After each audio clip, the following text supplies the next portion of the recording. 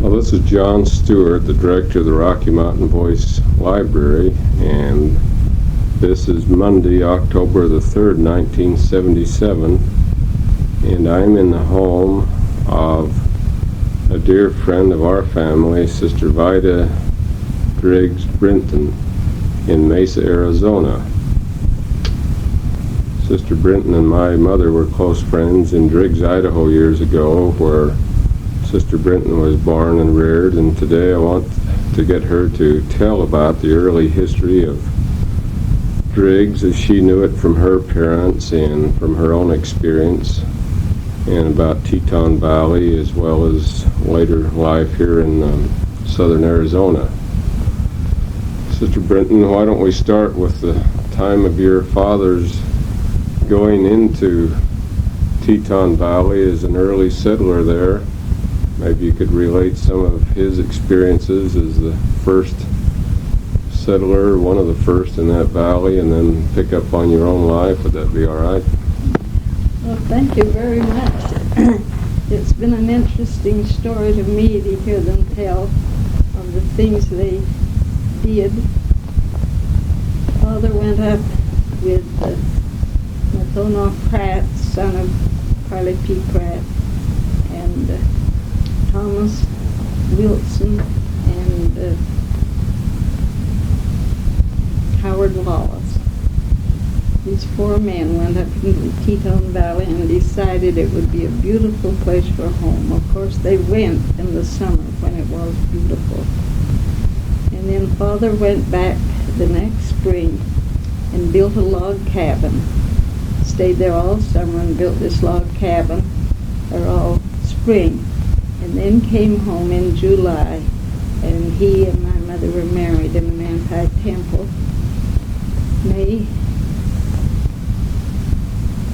July 3rd, 1889. And Father took his bride and their things and after the reception and went to Idaho Falls by train, where he had left his wagon and team, then loaded them in and drove 100 miles by wagon, horse and wagon, to take his bride to this little new home, the only house built in that town at that time. It was a real surprise to them when they found what a hard winter they had. They didn't have enough feed for the cattle, and some of their cattle passed away. They had taken cattle in, horses and cows that they could farm. And so it's a long, cold spring. And long toward the last of April, no, maybe it was a little before that. Anyway, by then, Mother was expecting her first baby, and there were no doctors, midwives, or anyone to take care of them. So it was necessary for them to get her out and get her back to Pleasant Grove for the arrival of their baby. But there was so much snow, it was impossible to go by buggy. And down in St. Anthony, the snow was all gone, so they could hardly go by sleigh. But they had a real thaw and thought that spring was coming. Instead of that, they had a very severe frost. So they got up early the next morning, loaded their things into the buggy, and went that 100 miles to the railroad, the buggy riding over snow, hard frozen snow. And then when they got down below Canyon Creek, of course, they found ground. And she took the train to go to Pleasant Grove for her mother, and he went back to try and take care of his livestock and save what there was, what was left. And also he took all the hay and grain that he could buy to take back to feed his cattle. And then he stayed there and took care of them until almost time for the baby. And then he went to Pleasant Grove. and their first baby was born May 15th of that year in Pleasant Grove, Utah. Other people, of course, came, and it soon became quite a little colony. Tom Wilson and Uncle Thorne Pratt settled in Wyoming, which was it was in the same valley, just under the Teton Peaks, but about 3 miles east of Driggs. And so they named that ward Pratt Ward, and the town where Father settled was named Driggs. They lived there then until 1921, when they moved to Arizona. Their second baby was born in Driggs, the first child born in Driggs and in this little log cabin in September 1891. That was my oldest brother, and I was the first girl born in the town of Driggs, October 24th, 1893. The town rapidly grew, and finally they were going to have a post office. And if 3 of Father's brothers had moved to Driggs too, or to this little village, they named the place for the 4 brothers Driggs. Let's see, the brothers' names were Ben and what else? Leland and Parley. Ben Hardar Driggs was a half-brother? Yes. His mother was a polygamous wife. And my grandmother was Olivia Pratt Driggs, the first daughter of Parley P. Pratt, was my grandmother. And Rosalia Cox was Harold's mother. Was Hardar Driggs also living in Driggs, Idaho? He came up and lived with Father, but he was much younger. And he was there temporarily for a while before he was married, but he didn't ever live there. But Father's 3 brothers did. And King Driggs, who is Father's full brother, was up there quite a bit before his marriage, but he didn't ever have a home there either. Your father was the first of about everything in that town, wasn't he? Yes, he was the first postmaster and the first superintendent of Sunday school, and there was only a Sunday school, the first bishop and the first stake president.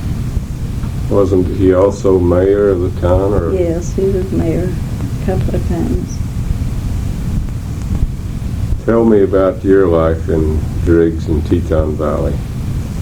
Well, we had a very happy life because, of course, by the time I was old enough to want companions, why, Mother's sister had moved there, and her father's brothers had daughters and sons, and we had lots of companionship and love. We lived not too far apart. So we had lots and lots of fun. I remember picking wild strawberries and wild grapes, and especially getting huckleberries, because we needed the fruit. Everything that you could get for free up there was very, very precious. And if the folks couldn't go out, they'd send the kids out. I remember one time Byron Driggs and I took all the kids to pick huckleberries, and they told us to stay all night and fill all the containers that we took before we came home. And so along about evening, we got kind of worried about being out there alone at night, and I guess we were 12 or 13, I don't know, and had half a dozen kids. So we decided that we'd make one big bed, and Byron would sleep on this side and I'd sleep on this side. We'd put the little kids in between. And so we did, and in the morning we found bear tracks all around our camp where we were camped. But they didn't bother us at night, so I guess we just slept through.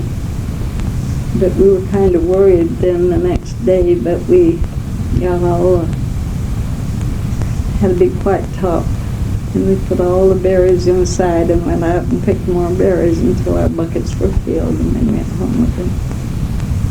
It was an interesting experience. Was that out in the valley or up in the canyon? Or? Well, you had to go up in the canyons to find the huckleberries. They always grew on the south side of the hill. But we went to this trip, we went over through Bates and up in the hills there, and we found better berries there than we did generally up in Trail Creek and up that canyon. Did you ever go hiking in the Teton Mountains? Well, we nearly always went up Teton Canyon for big picnics and dinners and celebrations. And there was a beautiful lake up in the Teton Canyon, just where the water came out down the Teton Creek into the valley.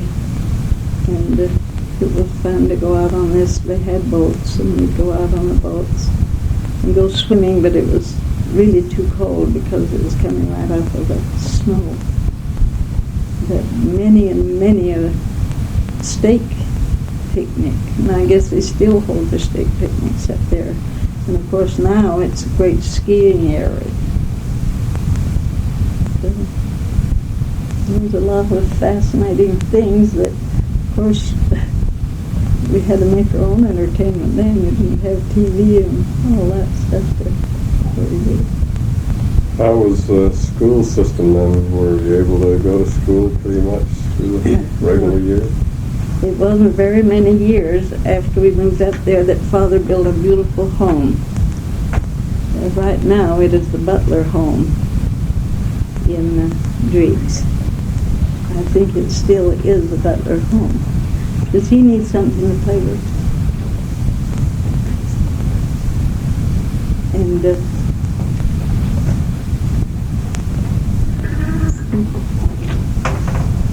Where was the home located? well, it's about a block south of the main part of town. I don't know whether you... On the highway? Yes, right on the highway. Which side of the road? It was on the west side of the highway, and it's about 3 blocks south of the depot there. But the depot was west of, this was right on Main Street. And they built this lovely home. It had room for I'm sorry, my voice isn't good. They had room for 3 bedrooms upstairs. And so they just left this space upstairs and built a stairway on the outside of the house. And the first school for the first 3 or 4 years was held in the upstairs of our home. And Miss Fletcher was our first school teacher. There was just one thing I didn't like about it. I could help 10 babies until the bell rang, and then I could get to school on time, and the other kids could come a little bit early and play. But that's where we held our first school for about 3 or 4 years, I think. And then by then they had built a church, and the church and the school were together. Where was it located? It was where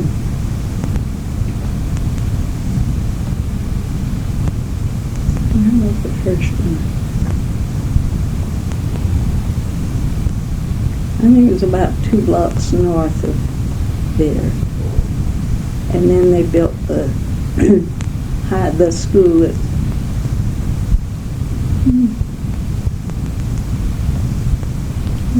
where that intermediate school was. I guess the first big school was up near the steakhouse, a little north of the steakhouse. It was built later on. Did your father ever explain to you why he and the others chose that particular site for Driggs? Well, they always loved it. Everybody there just seemed to be thrilled that they were in the Teton Valley and praised it to the skies, so they seemed to all be very satisfied they were there. Now, some of them didn't stay. Continually they'd go back and forth. They'd go home for the winter, and the winters were so hard they'd go back to Utah and then they'd come back. But we never did. We always stayed for the full year. I wondered why he didn't, for instance, build it a mile north or a mile south, or why he chose that one particular spot. I wondered if he'd ever said to you. Well, it seemed to be right in the center of the valley. And one thing, just one block south of our home was a beautiful spring. And there was ice cold water coming out of that spring. It came out of there was a little fall. Kind of maybe a 12-foot little hill. And they had a creamery a block south of Father. And in the basement of that creamery, this spring came up. And they just put the blocks for the floor, and then the cold water was there. So that's where they built their first creamery, because they had ice cold water for taking care of that. And then it came down on this little hill and came out, and there was water there for the cattle all the time. Of course, we had to build wells. They always had to have wells there because in winter you had to have water. And water didn't always flow in the winter. It was frozen up. So I don't know unless that just was the center of everything. Were there any Indians left in the valley when your father went there? They did have Indians, and they had some Indian scares, the Indians coming back. They generally went out and away for the winters because they could hardly exist there in the winters. But one time Mother told us that the men all had to go because there was an uprising of the Indians. And so she took all the children, and I don't remember this, but took us down in the willows and laid our bed down there, so if the Indians came, they'd come to the house and wouldn't find anyone there. But I don't think there was anybody ever lost their lives. Mother tells of one instance, the Indian came to her door and knocked, and she didn't dare not to have him come in, but he had a knife, and he wanted to trade it for food. She was so relieved. She said I remember her telling us, this is the knife the Indian traded me for some food. I thought that was interesting. Must have been a frightening experience for her. It would be, but there you are. Did you ever enjoy fishing down Teton River or up on the creeks? Well, I didn't do as much fishing as the boys did. I was the only girl, and I did more staying home and helping Mother because she had tremendous responsibility. Let's see, now your father's name was Don Carlos Driggs, wasn't Yes. it?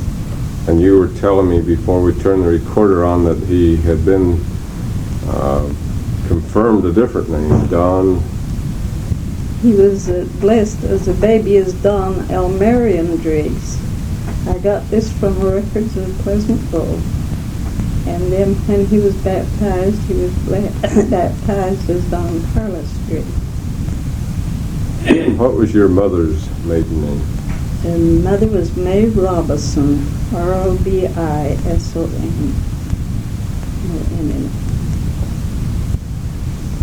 And the Robison book will be out shortly after Christmas. The history of Lewis Robison. He was one of the 1847 Men That Crossed the Plains. And that book is coming out. It's going to be 1,000 pages, perhaps 2 volumes. That was your grandfather? That was my grandfather, my mother's father. You've certainly done a fine job as a family on your other genealogy books, on your father's and mother's story and the others.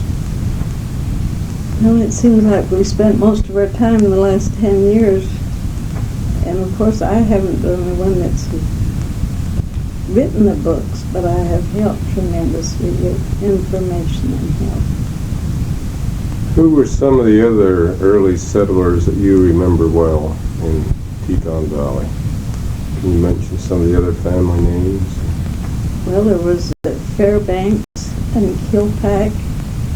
Leslie Kilpack, who was president of the Idaho Falls Temple for 17 years, was one of our early settlers.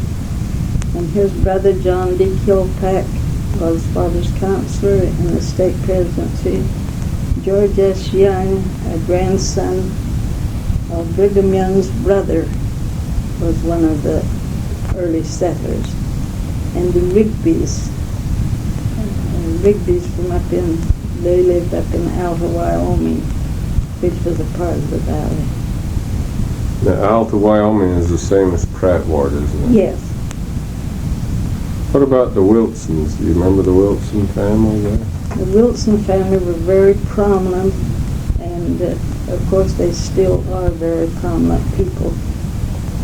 Rula Wilson, one of the first, she was born a year before I was, but she was born before they came to the Teton Valley.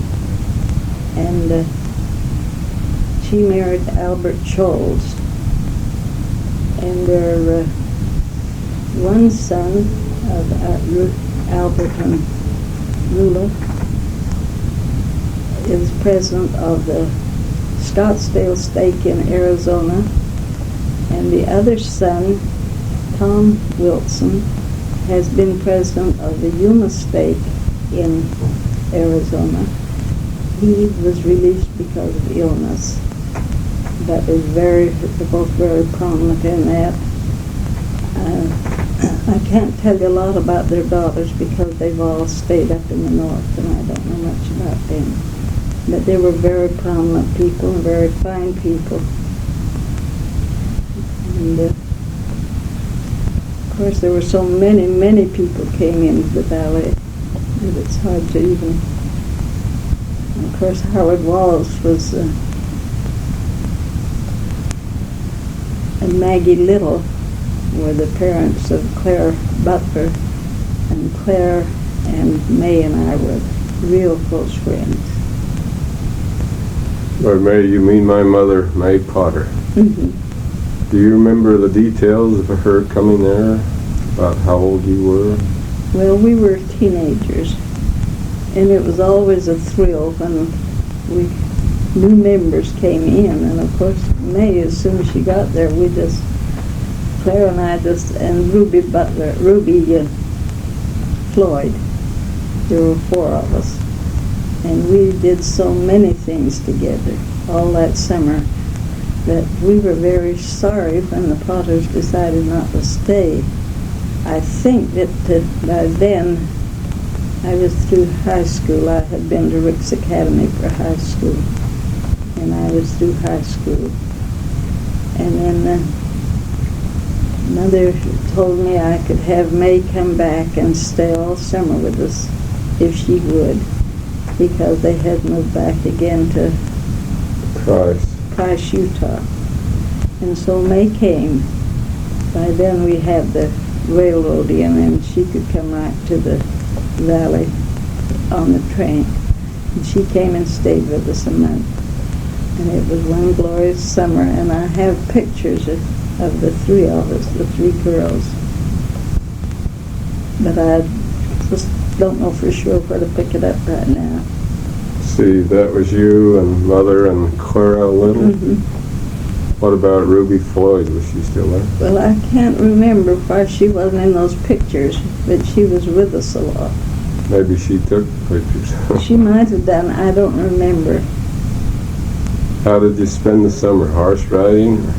horseback riding and picking huckleberries and going fishing. You mentioned going fishing. I didn't do that a great deal, but I do remember fishing with my father we tried to ford the fish creek over in Jackson's Hole. And the father and I were on this horse with our fishing lines. And the water got so deep the horse had to swim. And I sure clung to Father. I thought maybe I'd be washed away. But I caught that day 2 of the biggest fish I ever caught. They were about 2.5 pounds each, and that's big for a trout. That was over on Fish Creek. Mm-hmm. That was over in Jackson's Hole. Near the little town of Wilson, I guess. Mm-hmm. Did you get over there very often? We generally went over at least once a year because Wilson and Jackson were in the Teton Stake, and Father would go over there every summer. We couldn't always go in the winter, but we went every summer because he would go over, and he could take the family in the summer where he couldn't if he went in the winter. It wasn't practical. So we generally went every year. That must have been quite a difficult ride up over that Teton Pass, wasn't it? It was, especially the Red Mud Hole. Did you travel by horse or by buggy or how? By buggy, horse and buggy. But we had to sometimes stop the horses and let them rest and block the wheels so they wouldn't roll back. And then we nearly always, when we came to the Red Mud Hole, there was a spring coming out of the mountain, and that's why and it was red clay, why they called it the Red Mud Hole. We nearly always had to stop and cut down some trees or willows or something to put over that part of the road before we could get the horses to even try to go through it. Was that on the west or east side? I think that was on the west side, as I remembered as we went up the hill. How long would it take to go from Driggs to Wilson?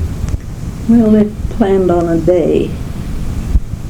You can go there in an hour now, but what was an hour now is a day then, in horse and buggy.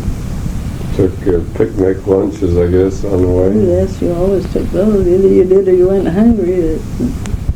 No choice. See, what a different world it is, isn't it? Isn't it a different world today?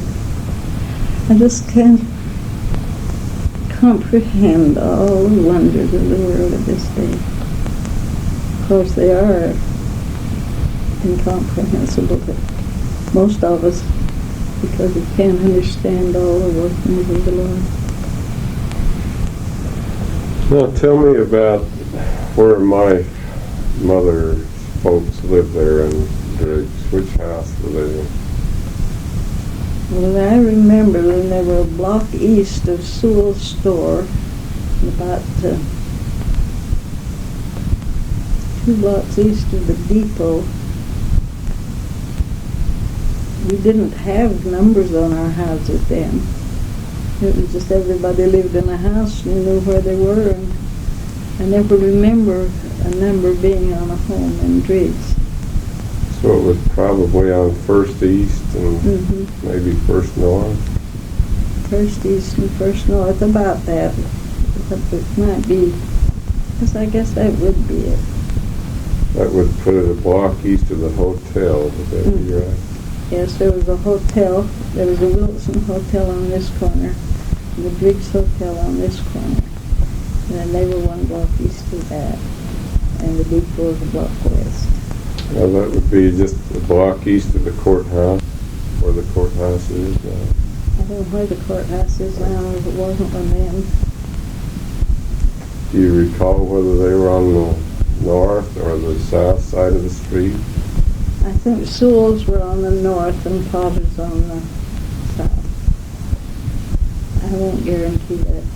Where was the Sewell store? Is that the one that's the Price Mercantile store now, or where do you recall?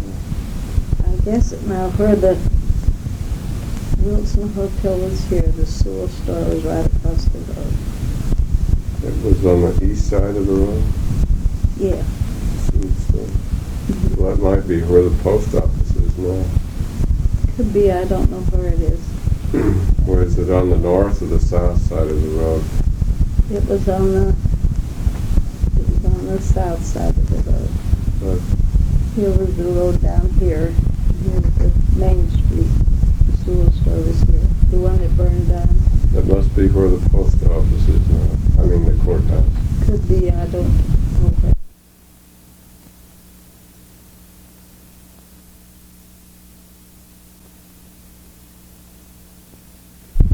You had married apparently a few years before your father decided to come to Arizona.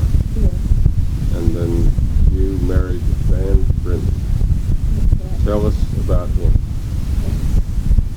Van came up in the Teton Valley to teach school at Chapin. Chapin was between Driggs and Victor. And met him at a dance.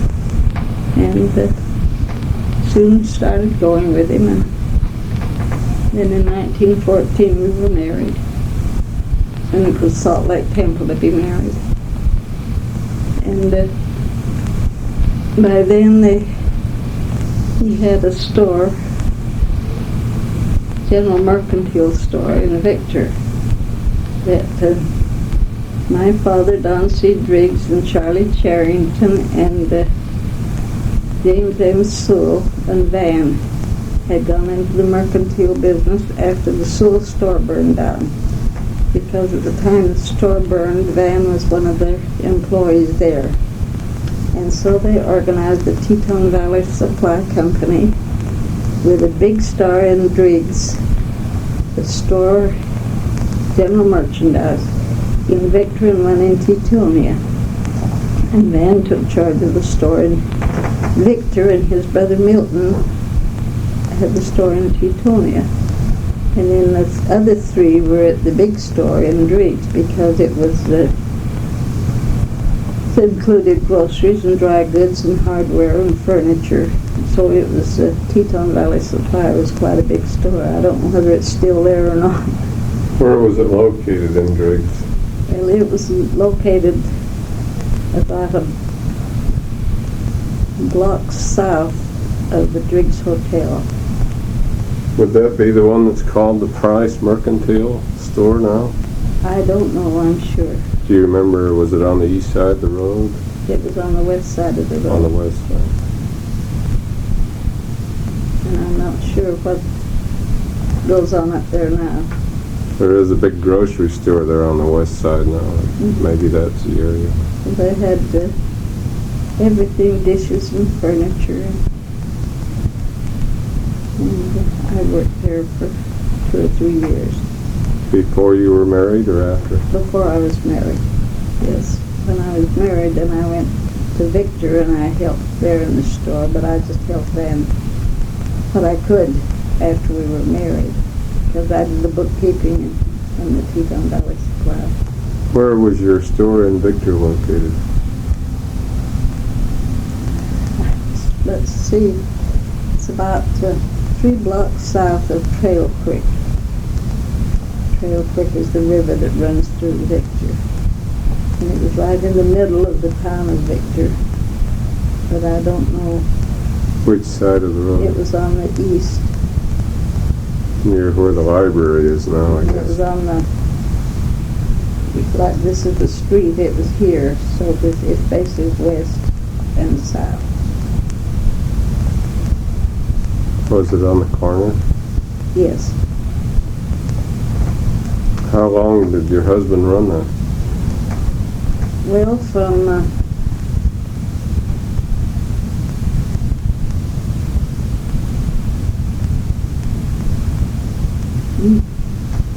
okay, from about 1913 to 21.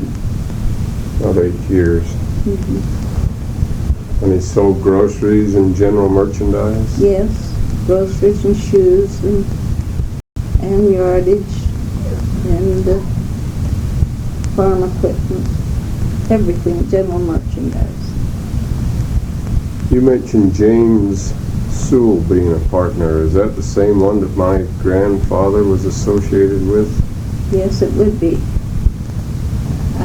It seems like there was a close relationship there. Whether you're related or not, I don't know. But I think Brother Sewell was the one that got Brother Potter to move up there. That's right. As I understand the story, he had been my grandfather's counselor in the bishopric down in Sunnyside for winter quarters. Mm-hmm. And then he had come up to Driggs and gone into the store business and invited my grandfather to come up as his partner. Well, I guess that's what it was, because I know that they had a lot to do with this, with the Potters coming up there. But then, for some reason, the partnership did not work out well. No. So grandfather went back. I don't know just what. We were awfully disappointed when they did go back. But both Brother Sewell and Brother Kilpack came to Arizona after we did. Oh, did they? And Brother and Sister Sewell are buried here. But Brother Kilpack and his wife moved over to Las Vegas for some reason or other, and they're buried over there. Well, now that's Sewell's son who's run that garage up in Driggs all these Yes, Terry years. Sewell is. Terry, yes. And he married a Floyd girl, I think. She would be sister of Whitney Floyd, who I Yes. knew at the University of Maryland. Mm-hmm. Then was it Ruby Floyd? Yes. Married a Christensen, And she would be a sister to this Whitney also. Yes. There were 9 or 10 children, I think. There were twins, too, Irma and Edna, and Floyd, and Whitney. I don't remember the others.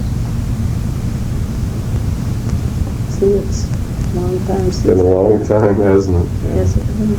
Do you ever get back to Teton Valley? We went back in 71. My brother and I graduated from Ricks Academy in 1911 Over at Rexburg. at Rexburg. And at that time, King Driggs was the head of the music and taught seminary at the academy. So when it was 60 years from my graduation, they honored the Driggs family. That was this 1971.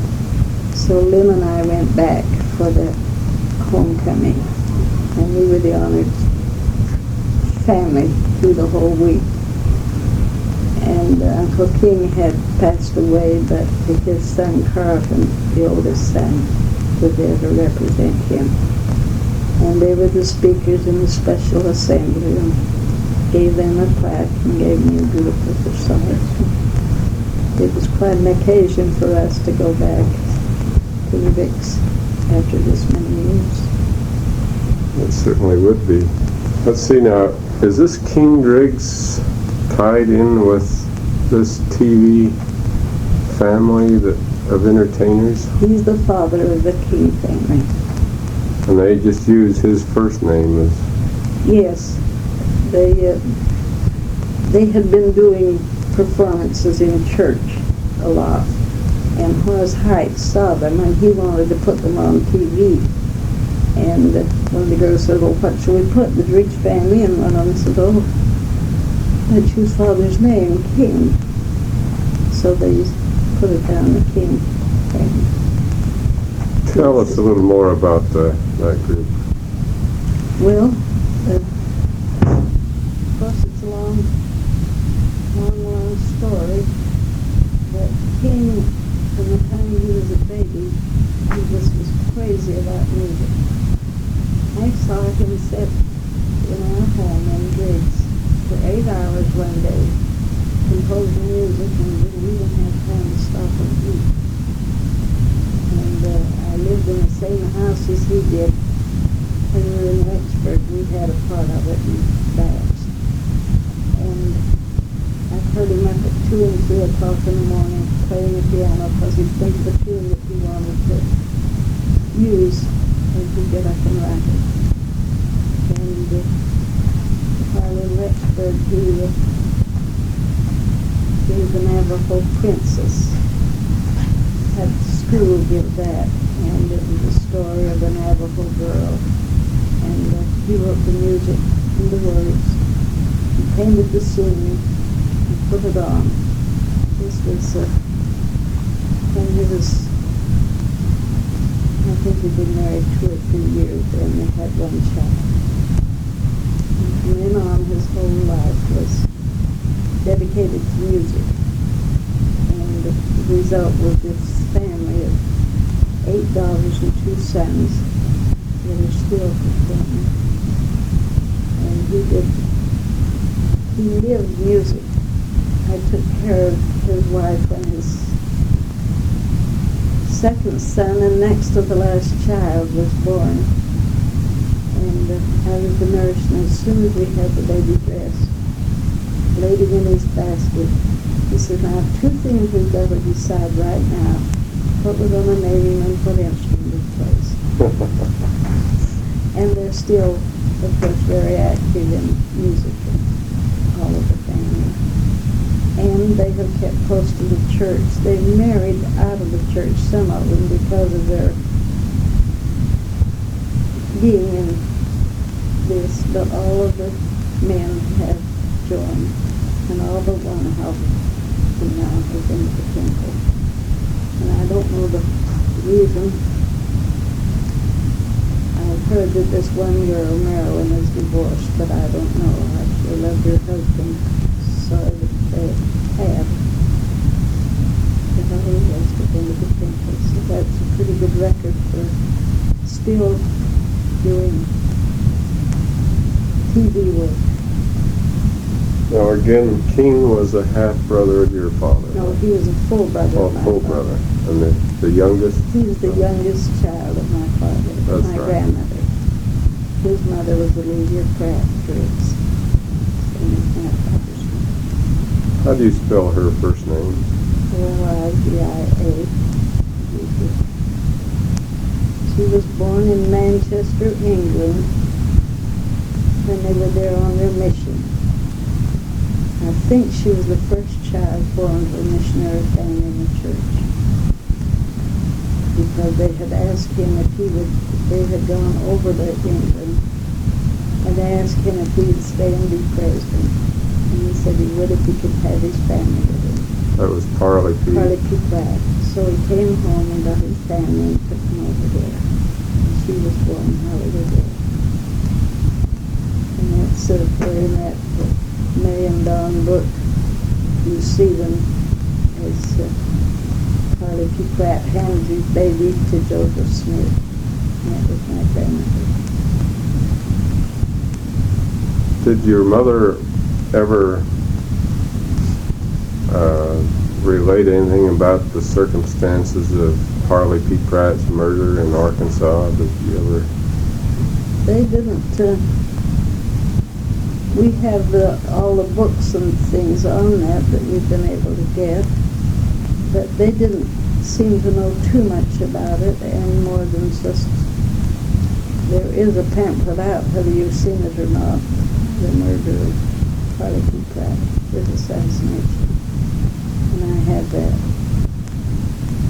And that was the most detailed of anything we had.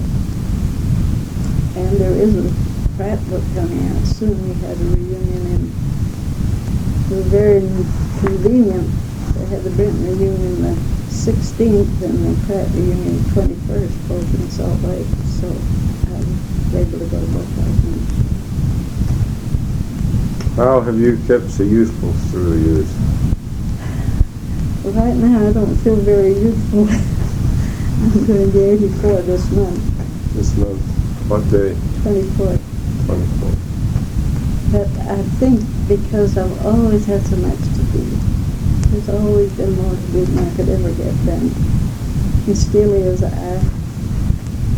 kind of getting scared. I've only got a few years to live, and I've got at least 10 years of my work to do. So Tell us about your children, your family. Well, I have a very wonderful family. I'm very proud of them. We had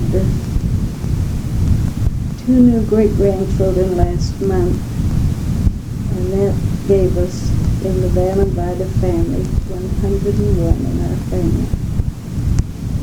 And all of them are active in the church. In '69 we had 2 sons and 2 son-in-laws were bishop. In '69. One was released just before the 4th one was put in. And then they were all past bishops now. But the 5th one is a bishop now. He's coming home from conference today. And the other one, the 6th one out of the group, is the one that's in Chile on a mission with his wife. Let's see, would you name your sons and daughters in chronology? There's Rula was the oldest. Rula? Rula Jane, named for Rula Wilson, Rula Charles, and Dilworth Carlos. His grandmother was a Dilworth. My husband's grandmother was a Dilworth. And then B. Brinton Jr., our son, and Ruth Brinton. She married a Hyatt, Dr. Hyatt, and Robert, who passed away in 61. No, not exact date. Anyway, he passed away when he was just 6 weeks old. And then we have Virginia. This is her husband that was here. And Richard, who passed away at 18 months. And then Donna May, she's named for father and mother. And she was born just a few hours after. Well, we buried father in the afternoon, and she was born the next day. Had labor pains all during the funeral. So See, that was in what year? That was in 33. So. And your son-in-law who was here is Bud Whipple? Yes. He was bishop over in El Paso for 7 years. And he's on the state Sunday school board now. Here. And we've had 3 state primary presidents, and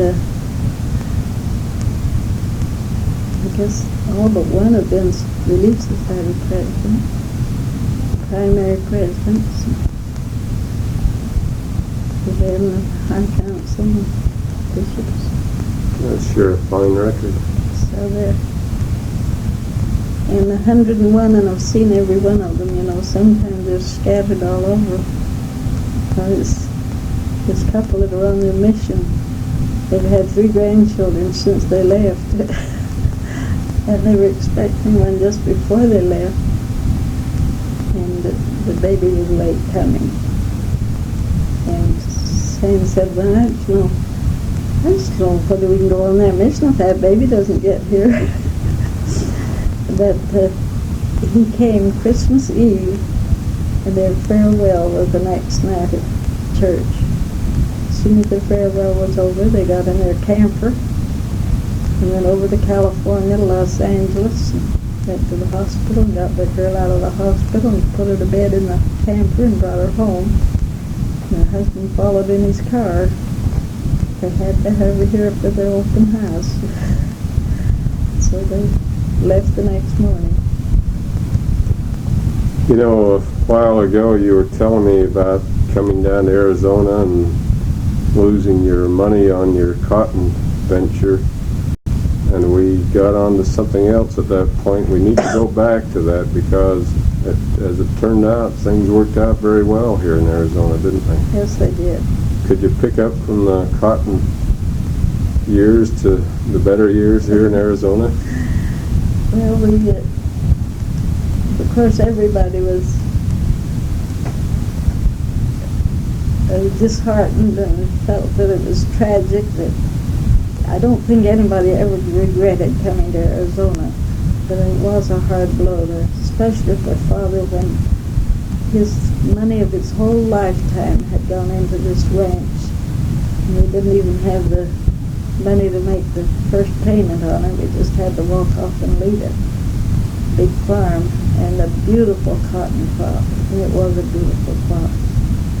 But they had traded their home in Driggs for a home in Mesa, furniture and all, piece for piece. And so when Mother came down ahead to get the children in school, and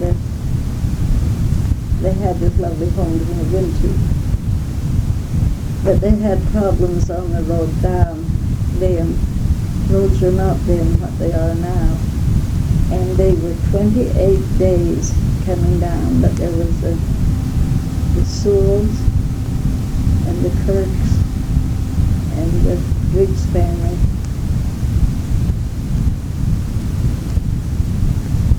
And I think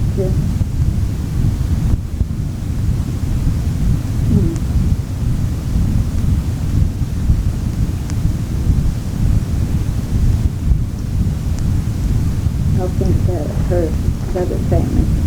Anyway, there was lots of rain, and they got over in New Mexico, and the bridge had gone out, and they were camped there for nearly 2 weeks before they could cross the river. And then they crossed it on railroad ties, on the railroad track. They warned the trains both ways, and about 30 cars crossed on the railroad tracks, across this river up in near Albuquerque, New Mexico. And then they came and got here, and of course there was this nice home ready for them to move into. And so we moved in with them for a little while because we had to get off the farm. And Van went to Phoenix and got a job over there, and Father started working for Intermountain Savings and Loan because he had been in the banking business so much of his life that he was prepared to do that. So very soon after that, he was made local manager. He was doing just fine, but then they sold. Intermountain sold, and Father decided that with a little bit of help, maybe they could go into the savings and loan themselves. And so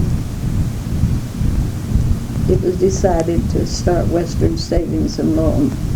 They had to get money for bonds, and my husband Van even sold his, well, at first he borrowed money on his insurance policy and used that to help to get some. And Douglas went to work over in Wickenburg at a bank over there, and they got different jobs and raked up enough money and started the Western Savings. And then Douglas and Father started to begin with. My husband had already decided by then to go into New York life insurance, and so he didn't go with them, but we put our money in it. And then when the Depression came, we had to raise enough more money, as much as we already had, so Van sold his insurance and got enough money to go in with that, and we got a start. And Golden was just out of second year high school, and he got a job with New York Life as an office boy.